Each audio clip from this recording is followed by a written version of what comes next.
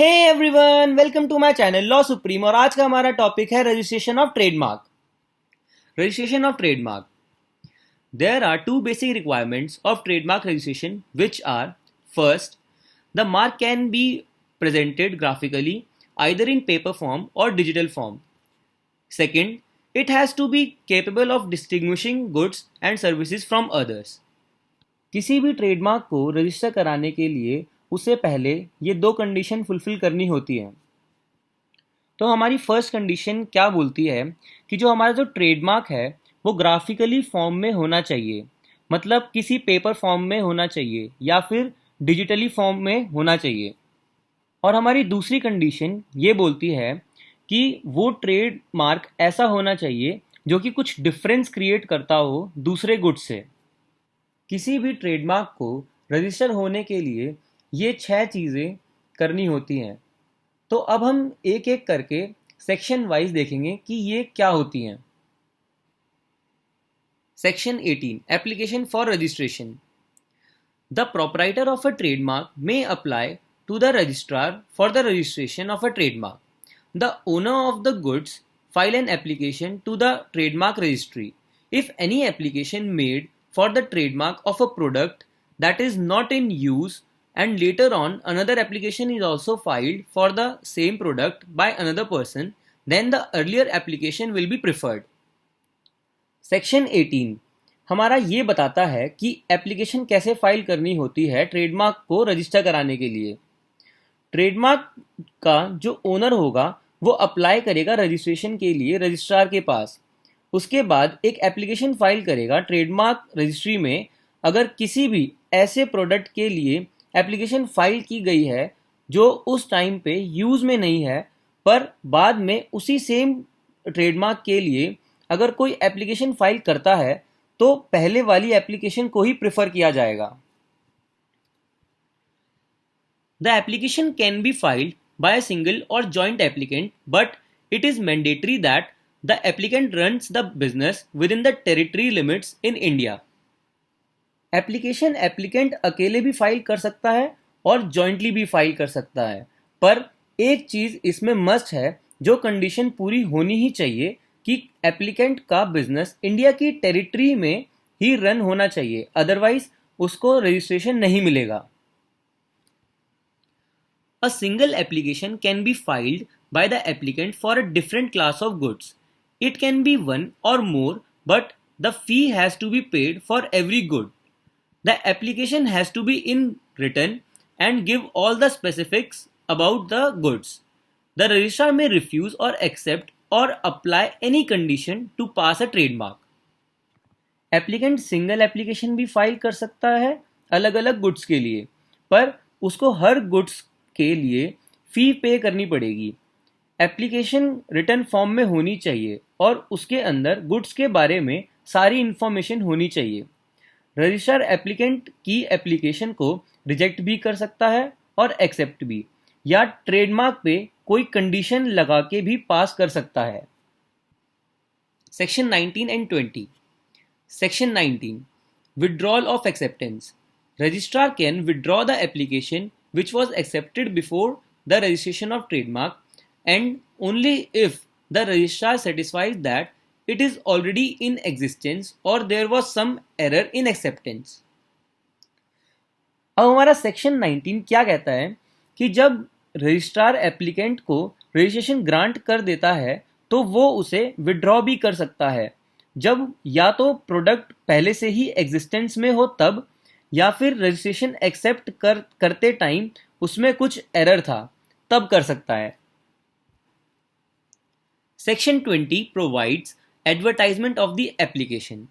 The registrar advertises the application after registration of trademark, और then after that public will raise an objection. If any objection is raised, then it will be amended and it will be readvertise for the public objection.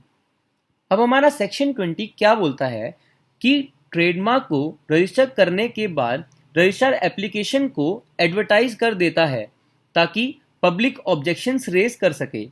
अगर public में से कोई भी person objection raise करता है तो फिर applicant application को अमेंड करता है उसके बाद रजिस्ट्रार एप्लीकेशन को दोबारा री एडवर्टाइज करता है ताकि पब्लिक ऑब्जेक्शन दोबारा रेज कर सके। Section 21 Opposition to registration. After the advertisement, any person can give the notice to oppose such registration of trademark within 4 months. After that, counter statement has to be filed by the applicant to the registrar within 2 months. If a statement is not given, then an application for registration will be rejected. After the registrar give counter statement to the person who gives notice, then the reasonable opportunity of being heard should be given to the applicant. If registrar satisfies, then only he will grant registration of a trademark. तो अब हमारा section 21 क्या बोलता है कि application को advertise करने के बाद कोई भी पर्सन रजिस्ट्रेशन को अपोज करने के लिए नोटिस दे सकता है 4 महीने के अंदर अंदर। उसके बाद एप्लीकेंट को काउंटर स्टेटमेंट फाइल करनी होती है रजिस्ट्रार को 2 महीने के अंदर अंदर। अगर एप्लीकेंट ने काउंटर स्टेटमेंट नहीं दी तो उसकी एप्लीकेशन फॉर रजिस्ट्रेशन रिजेक्ट कर दी जाएगी। उसके बाद रजिस्ट्रार उस पर्सन को एक काउंटर स्टेटमेंट देगा जिसने रजिस्ट्रेशन के अगेंस्ट नोटिस दिया था और एप्लीकेंट को reasonable opportunity of being heard देगा। अगर रजिस्ट्रार एप्लीकेंट के रीजन से सेटिस्फाई हो जाता है तो वो रजिस्ट्रेशन ऑफ ट्रेडमार्क को ग्रांट कर देगा। Section 22 and 23। Section 22 Correction and Amendment. The application of registration may be amended at any time by the registrar. It can be done before the registration or after the registration under Section 22 of the Act. अब हमारा Section 22 क्या बोलता है कि registrar application of registration को किसी भी time amend कर सकता है, रजिस्ट्रेशन ग्रांट करने से पहले भी और रजिस्ट्रेशन ग्रांट हो जाने के बाद भी। Section 23. After accepting the application, the registrar grants the registration to the applicant if there is no opposition to the registration, and if it is opposed, then it does not go in the favor of the applicant. हमारा section 23 क्या बोलता है कि application accept करने के बाद registrar registration को grant कर देता है अगर एप्लीकेंट की एप्लीकेशन को अपोज नहीं किया गया होता, पर अगर उसकी एप्लीकेशन को अपोज किया गया होगा तो वो एप्लीकेंट के फेवर में नहीं होगा। The registrar has to register the trademark in 18 months from filing the application, and if the application is not completed within 12 months from the date of filing, then it will be deemed as abandoned. Registrar को trademark को register करना पड़ेगा 18 महीने के अंदर अंदर, और ये 18 महीने एप्लीकेशन फाइल होने के बाद वाले होंगे। पर अगर 12 महीने के अंदर अंदर एप्लीकेशन कंप्लीट नहीं की गई है तो उस एप्लीकेशन को अबैंडन माना जाएगा, मतलब उस एप्लीकेशन को ऐसे ही छोड़ दिया गया है। Registration of a trademark is valid for 10 years. After that, it can be renewed by paying fees. If the time of renewing expires, then 1 year of grace time will be given. Trademark का जो registration होता है वो 10 साल के लिए valid होता है। उसके बाद उसे फी पे करके रिन्यू करवाना होता है, और अगर रिन्यू करवाने का टाइम एक्सपायर हो जाता है तो 1 साल का ग्रेस टाइम पीरियड दे दिया जाता है। I hope you enjoyed watching my video. Thanks for watching. Don't forget to like, share, comment and subscribe my channel.